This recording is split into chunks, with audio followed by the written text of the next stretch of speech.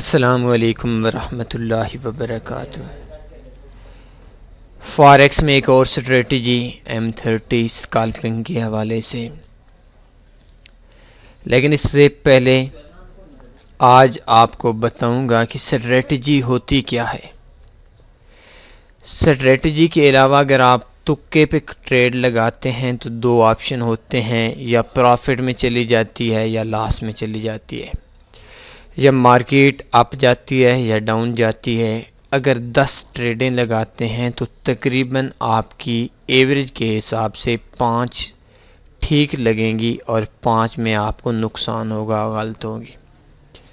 Strategy का मतलब ये है कि एक ऐसा प्लान, एक ऐसा वे जिसमें से 10 ट्रेडों में से 10 ट्रेड्स जो हम लगाते हैं उनमें से 8 विन कर जाए, 7 विन कर जाए या 9 विन कर जाए।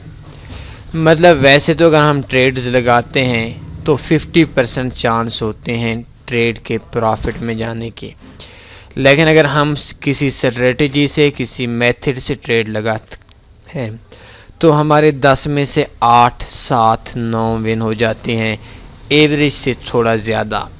तो जब भी आप कोई भी स्ट्रेटजी यूज़ करते हैं तो 2-3 चीज़ों का आप ख्याल किया करें।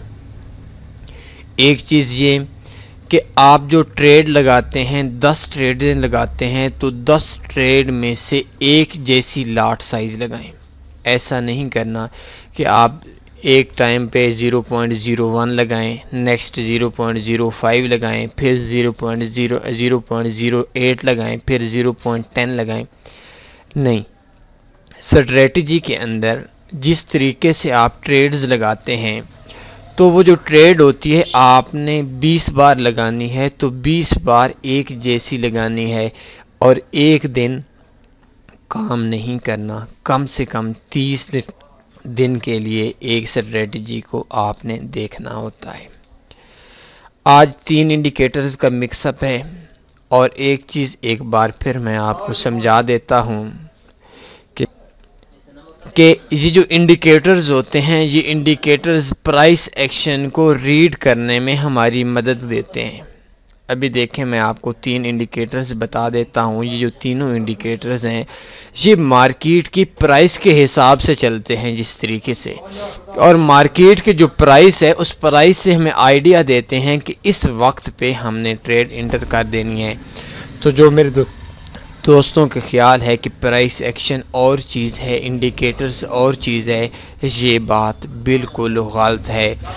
और ये एक इंडिकेटर्स एक हिस्सा है, प्राइस एक्शन का एक पार्ट है।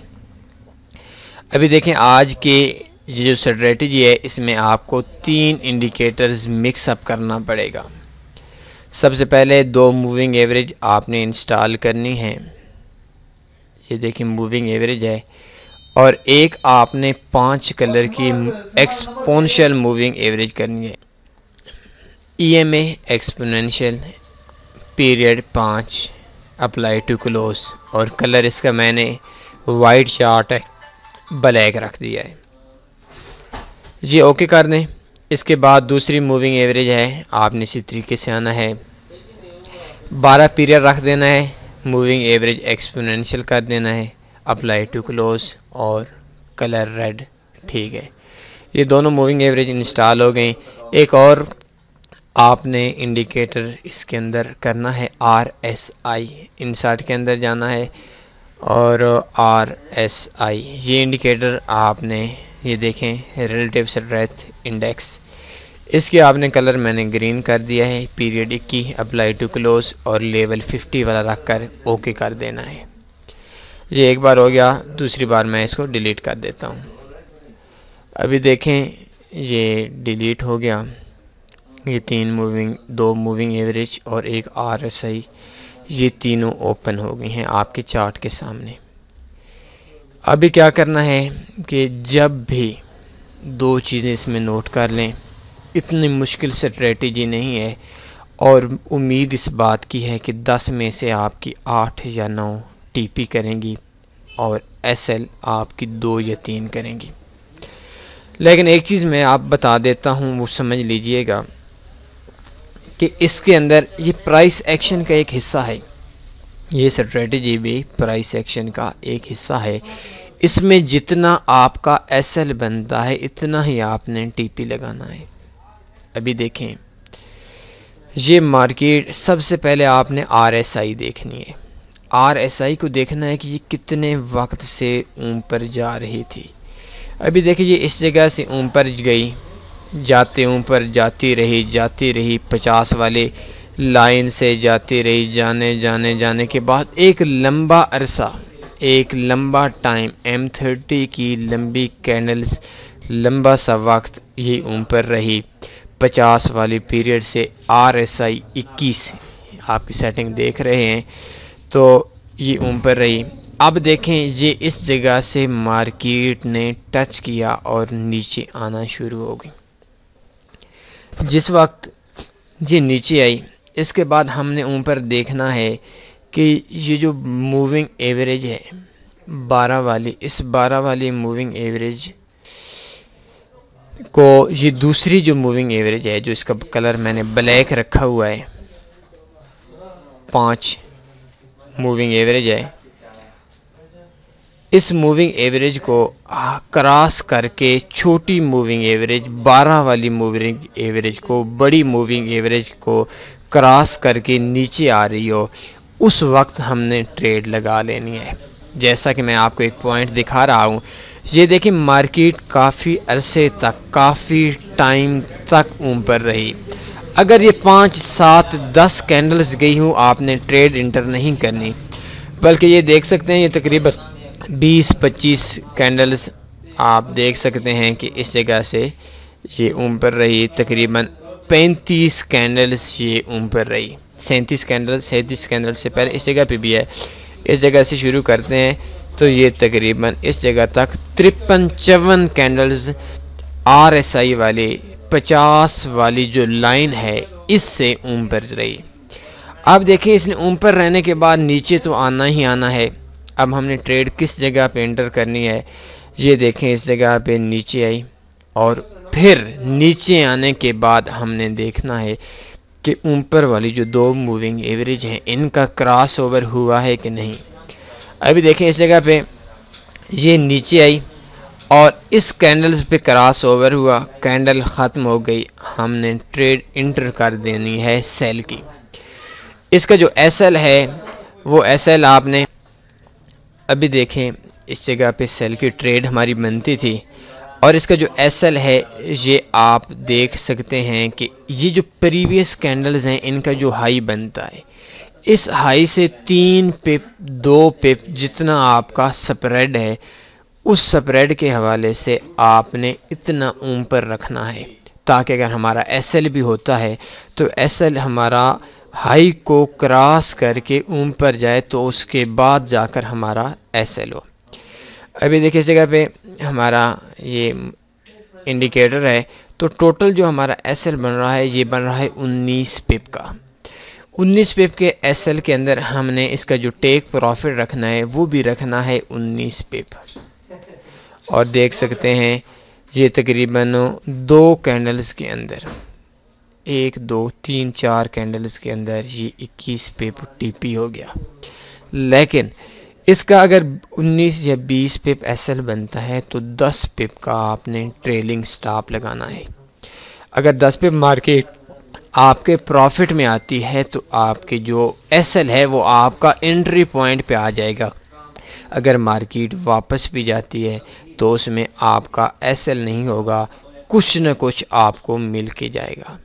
अगर आप ट्रेलिंग स्टॉप लगा लेते हैं तो इसके अंदर आपकी 10 में से 9 ट्रेड्स विन कर जाएंगी। अगर आपने न्यूज़ को देखा, बहुत कम एसएल आपको मिलेंगे, 1-2 मिल सकता है, मैं आपसे ये नहीं कहता, लेकिन बहुत कम एसएल इसके अंदर आपको मिलेंगे। एक जगह मैं और आपको दिखाता हूँ तो इसके बाद आपको समझ आ जाएगी। ये देखें इस जगह से मार्केट नीचे आई और नीचे रही और इस पॉइंट पे मार्केट ने, इस पॉइंट पे RSI वाली ऊपर चली गई, लेकिन ऊपर देखें क्रॉस ओवर नहीं हुआ। मैं इसको थोड़ा सा जूम कर देता हूँ। इस पे जगह पे देखें ऊपर गई लेकिन क्रॉस ओवर नहीं हुआ। फिर मार्केट नीचे आई और नीचे आने के बाद दोबारा ऊपर गई और इस जगह पे क्रॉस ओवर हो गया। ये देखिए इस जगह पे क्रॉस ओवर हो गया और इस जगह पे मार्केट ऊपर हो गई। कैंडल जैसे ही ख़त्म हुई इस जगह पे हमारी ट्रेड की एंट्री बन जानी थी। इसका जो एसएल है वो इस जगह पे लगा लें। जितने भी ये लास्ट हैं कैंडल्स हैं जहाँ से ऊपर से नीचे आ रही थी, इन सब का जो लो है उस पर हमने एसएल लगाना है। तो ये जो एसएल बनता है ये बनता है तकरीबन 45 पिप्स का। इसको मैं थोड़ा सा और लो करता हूँ। ये देखें ये ऊपर से नीचे आ रही थी और इस जगह पे हमारी एंट्री बनी। इनके लो से 3 पिप 4 पिप नीचे हमने एसएल लगाया और जो टोटल हमारा एसएल लग रहा था, एसएल हमारा तकरीबन 45 पिप का लग रहा था। अभी देखें हमारा टोटल एसएल बनता था, मैं एक बार फिर आपसे इधर से देख लेता हूँ, 46 पिप के तकरीबन 46 पिप का। तो इस जगह पे हमने जो टीपी लगाना था वो भी इतना ही लगाना था, 45 पिप का। इस जगह पे 56 पिप मार्केट ऊपर चली गई। लेकिन एक चीज़ मैं आपको फिर बताता हूँ, आपने ट्रेलिंग स्टॉप लगाना है, आपको एसएल बहुत कम हो जाएंगे। अगर ट्रेलिंग स्टॉप नहीं लगाएंगे फिर भी आपको प्रॉफिट होगा और आपका जो एसएल है वो तकरीबन 8 तक तब भी विन करेंगे। लेकिन अगर आप फुल बचना चाहते हैं इससे कि आपके 9, 8, 9, 10 में से 10 भी आपके टीपी हो सकते हैं, तो उसके लिए आपको जितना आपका ये देखें 46 पिप का एसएल बनता था, तो 46 पिप आपका टीपी है और 23 पिप इसका हाफ आपने ट्रेलिंग स्टॉप लगा लेना है। तो ये एक बहुत अच्छी स्ट्रेटजी है, बहुत अच्छा वे है। इसको थोड़ा सा डेमो पे काम करें और इसके बाद आप इसको रियल अकाउंट पे काम कर सकते हैं, अच्छा वे है। तो इस हवाले से अगर आपका कोई भी क्वेश्चन हो आप रब्ता कर सकते हैं। मज़ीद इस हवाले से कोई आपको हमारी जो वेबसाइट है उसके अंदर आपको समझा देंगे। अपना ख्याल रखिए, इजाज़त दीजिए, अल्लाह।